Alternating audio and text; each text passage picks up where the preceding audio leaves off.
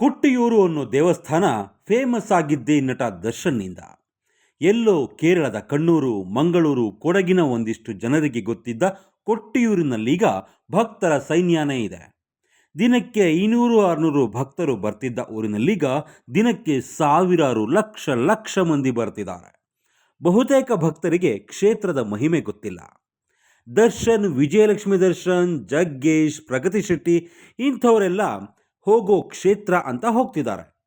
ಕ್ಷೇತ್ರದ ಇತಿಹಾಸ ಗೊತ್ತಿರಲಿ, ದರ್ಶನ್ ಹೋಗಿದ್ದು ಒಂದು ಹೂವಿಗೆ, ಬಿದಿರಿನ ದಾರದ ಹೂವಿಗೆ ಅನ್ನೋದು ನಿಮ್ಗೆ ಗೊತ್ತಿರಲಿ. ಹೌದು, ಆ ಬಿದಿರಿನ ದಾರದ ಹೂವನ್ನು ಕೇರಳದವರು ಓಡಪ್ಪೋ ಅಂತಾರೆ. ಕೊಟ್ಟಿಯೂರಿಗೆ ದರ್ಶನ್ ಹೋಗಿದ್ದು ಅವರ ಪರ್ಸನಲ್ ಕಾರಣಕ್ಕೆ. ಇಲ್ಲಿರೋದು ಸ್ವಯಂಭೂ ಶಿವಲಿಂಗ. ಇಲ್ಲಿನ ಸ್ವಯಂಭೂ ಶಿವಲಿಂಗಕ್ಕೆ ಎಳನೀರಿನಿಂದ ಅಭಿಷೇಕ ಮಾಡ್ತಾರೆ. ಅದನ್ನು ಎಳನೀರಾಟ್ಟಂ ಅಂತ ಕರೀತಾರೆ. ಈ ಶಿವನಿಗೆ ಭಕ್ತಿಯಿಂದ ಬೇಡಿಕೊಂಡ್ರೆ ಎಂತಹ ಕಷ್ಟಗಳಿದ್ರೂ ದೂರ ಆಗಿ ಧನಾತ್ಮಕ ಶಕ್ತಿ ಹಾಗೂ ನೆಮ್ಮದಿ ಲಭಿಸುತ್ತದೆ ಅನ್ನೋದು ಭಕ್ತರ ದೃಢವಾದ ನಂಬಿಕೆ. ಅದು ಒಂದು ಕಥೆ. ಇನ್ನೊಂದು ಮನತ್ತಾನ ಹೂವು. ಈ ಹೂವು ಅರಳಿತು ಅಂದರೆ ಕೊಟ್ಟಿಯೂರಿನಲ್ಲಿ ಉತ್ಸವ ಶುರುವಾಗ್ತಿದೆ ಅಂತ ಅರ್ಥ. ಹೂವಿನ ಮೂಲಕ ಉತ್ಸವದ ಸುಳಿವು ಸಿಗುತ್ತೆ. ಮನತ್ತಾನ ಹೂವು ಇದು ಈ ಭಾಗದಲ್ಲಷ್ಟೇ ಕಂಡುಬರೋ ಬೆಟ್ಟದ ಹೂವು, ಕಾಡಿನ ಹೂವು. ಇನ್ನೂ ಒಂದು ಓಡಪ್ಪ.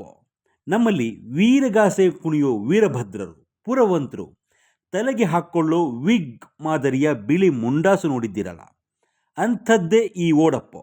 ಅದು ಶಿವನ ಜಟೆಯ ಸಂಕೇತ ಅನ್ನೋದು ನಮ್ಮ ನಂಬಿಕೆ.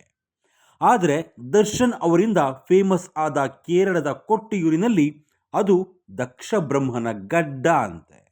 ಪುರಾಣದ ಕಥೆಯ ಪ್ರಕಾರ ದಕ್ಷಯಾಗದ ಸಮಯದಲ್ಲಿ ಶಿವನ ಮಾವನಾದ ದಕ್ಷ ಪ್ರಜಾಪತಿ ಸತೀದೇವಿಯ ಸಾವಿಗೆ ಕಾರಣನಾಗ್ತಾನೆ.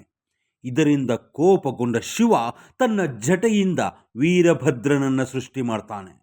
ವೀರಭದ್ರ ದಕ್ಷನ ತಲೆಯನ್ನು ಕತ್ತರಿಸಿ ಕೆಂಡಕ್ಕೆ ಎಸೆಯುವ ಮೊದಲು ಅವನ ಗಡ್ಡವನ್ನು ಗಾಳಿಯಲ್ಲಿ ತೂರ್ತಾನೆ.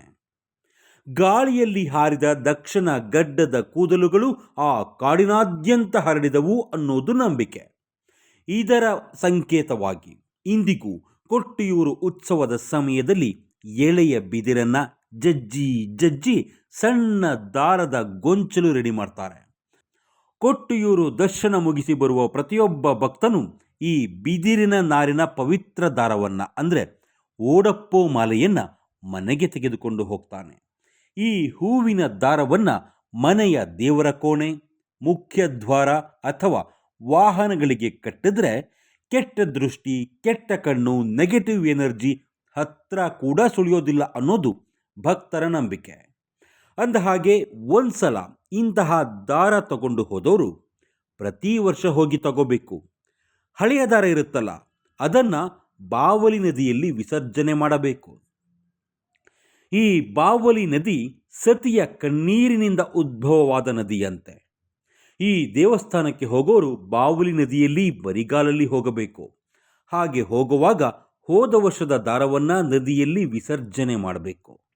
ದೇವಸ್ಥಾನಕ್ಕೆ ಹೋಗೋಕೆ ಸಾಧ್ಯ ಆಗದೆ ಇರೋರು ತಮ್ಮ ಆಪ್ತರು ಅಥವಾ ನೆರೆಹೊರೆಯವರಿಗೆ ಈ ಹೂವಿನ ದಾರವನ್ನು ತಗೊಂಡು ಬಂದು ಕೊಡ್ತಾರೆ.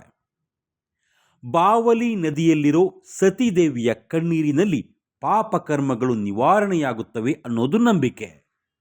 ದರ್ಶನ್ ಕೊಟ್ಟಿಯೂರಿಗೆ ಹೋಗಿದ್ದು, ವಿಶೇಷ ಪೂಜೆ ಮಾಡಿಸಿದ್ದು ಇದೇ ಬಿದಿರಿನ ದಾರಕ್ಕೆ. ಆ ದಾರ ಇದ್ದರೆ ಕಷ್ಟ ಕಾರ್ಪಣ್ಯಗಳು ದೂರವಾಗುತ್ತವೆ, ಕೆಟ್ಟ ದೃಷ್ಟಿ ನಿವಾರಣೆಯಾಗುತ್ತವೆ ಅನ್ನೋದು ಭಕ್ತರ ನಂಬಿಕೆ. ಅಂದಹಾಗೆ ಇಲ್ಲಿ ದೇವಸ್ಥಾನ ಇಲ್ಲ. ಹೀಗೊಂದು ದೇವಸ್ಥಾನ ಇದೆ ಅಂತ ಗೊತ್ತಾಗಿದ್ದೆ 2025 ಜೂನ್ ತಿಂಗಳಲ್ಲಿ. ದರ್ಶನ್, ವಿಜಯಲಕ್ಷ್ಮಿ ದರ್ಶನ್, ಧನ್ವೀರ್ ಗೌಡ ಹೋಗಿದ್ದಾಗ. ಆಗ ದರ್ಶನ್ ಅವರ ಕುಟುಂಬ ಈ ಓಡಪ್ಪೋ ದಾರವನ್ನು ತಗೊಂಡು ಬಂದಿತ್ತಂತೆ. ಅತ್ತ ಮಂಜೂರಾಗಿದ್ದ ಬೇಲ್ ಕೂಡ ಕ್ಯಾನ್ಸಲ್ ಆಯಿತು. ಜೈಲಿಂದ ಬಂದು ಕಾನೂನಿಗೆ ಯಾಮಾರಿಸಿ ರಿಲೀಸ್ ಮಾಡಿದ್ದ ಡೆವಿಲ್ ಚಿತ್ರ ಮಕಾಡೆ ಮಲಕ್ಕೊಳ್ತು. ದರ್ಶನ್ ಹೋಗಿ ಬಂದರು ಅಂತ ಹೋಗ್ತಾ ಇರೋ ಭಕ್ತರು ಕೊಟ್ಟಿಯೂರಿನಲ್ಲಿ ಕೆಟ್ಟದಾಗಿ ನಡೆಸಿಕೊಳ್ತಿದ್ದಾರೆ ಅಂತ ಆರೋಪ ಮಾಡ್ತಿದ್ದಾರೆ.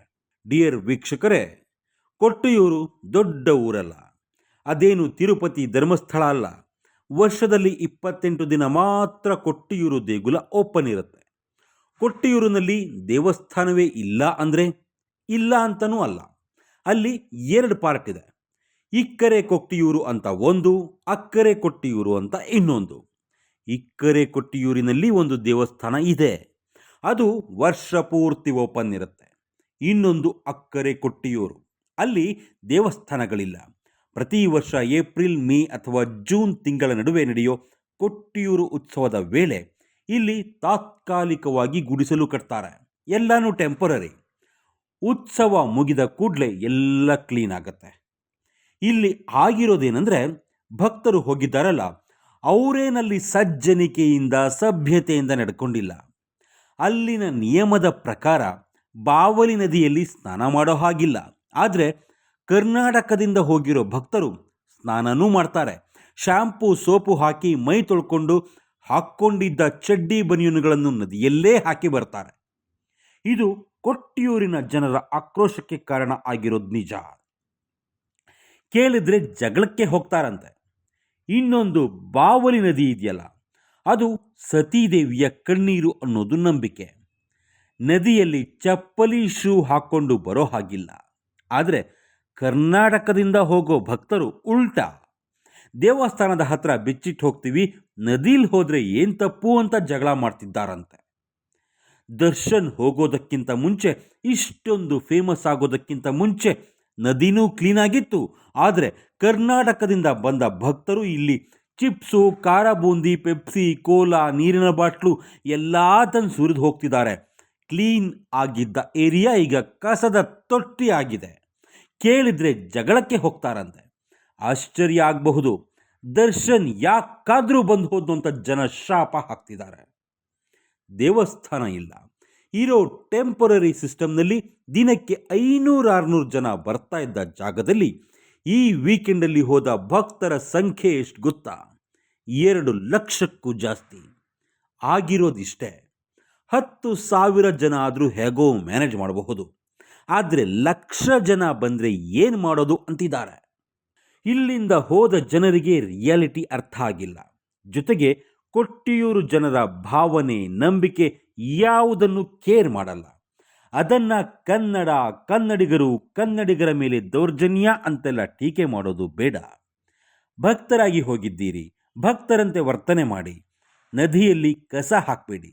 ಅದು ಓಪನ್ ಆಗೋದೇ ವರ್ಷಕ್ಕೆ 1 ತಿಂಗಳು. ಅಲ್ಲಿ ಪರ್ಮನೆಂಟ್ ದೇವಸ್ಥಾನ ಇಲ್ಲ. ಅಲ್ಲಿರೋದು ಸ್ವಯಂಭೂ ಶಿವಲಿಂಗ. ಸ್ವಲ್ಪ ತಾಳ್ಮೆ ಇರಲಿ.